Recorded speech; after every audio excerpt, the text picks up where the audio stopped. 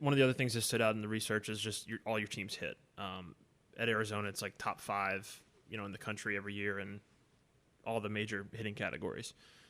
What drew you as a coach into that aspect of the game? Some guys go the pitching route. Some guys are more defensive-minded. What about hitting appealed to you, and how have you sort of taught yourself and then been able to pass it along to your players, the craft and the art of hitting?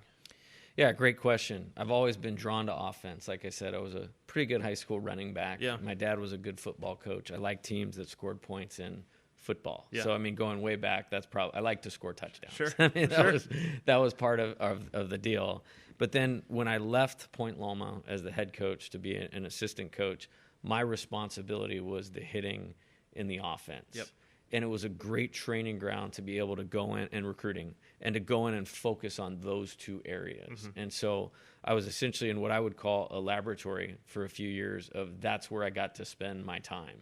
And as an assistant coach, this is how it goes. You want your area to be the best part of the team. Mm-hmm. And so really getting the opportunity to dive in, to learn, to figure it out, to develop a competitive mindset with the right fundamentals, it's just something that I really was drawn to, had a passion for, and really has taken off over, the 20 years or 21 years that I've been coaching college baseball, and has been a big part of our success, will be a big part of our success, and it's one of the things that drew me here, and thinking about the gorilla ball era of Tiger baseball in the 90s, winning those championships, where I think we can bring some similar aspects to those types of teams. Yep. and create a blueprint for success that was here a while ago, and get the right players in here and potentially do some of those kinds of things again. So you talked about being an assistant coach and being in that laboratory. One of the goals with this podcast was really for me to steal ideas from the people I talk to and figure out how I can apply them to my life. Who are the coaches that you started stealing from at that time and sort of incorporating what they were doing into what you do? Yeah, there's been a number of that have had a huge impact on me. Scott Sarver was my college coach that hired me immediately after I got done playing and said, "You're going out to third base. You're doing the recruiting. Go. Yeah. You're going to fail at times. I'm going to let you do that. You're going to learn from it." He's somebody that I lean on a consistent basis. He has a great baseball mind.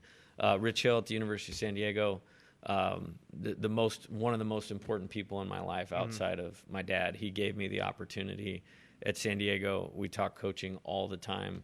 I think he really helped me have a foundation to know how to be a head coach at the Division I level before I was a Division I head coach. And I think that had a lot to do with the success at both of my previous stops.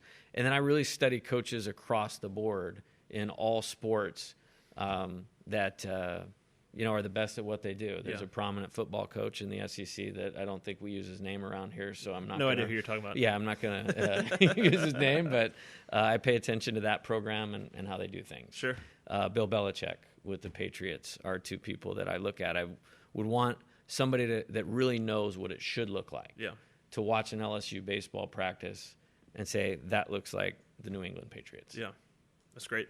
Speaking of Heisman trophies, there's one over there in Football Ops. If you hadn't seen it yet, I know you're going to get lunch at the Nutrition Center, so you might be able to finally get up close and personal with that Heisman trophy that you wanted as a high schooler.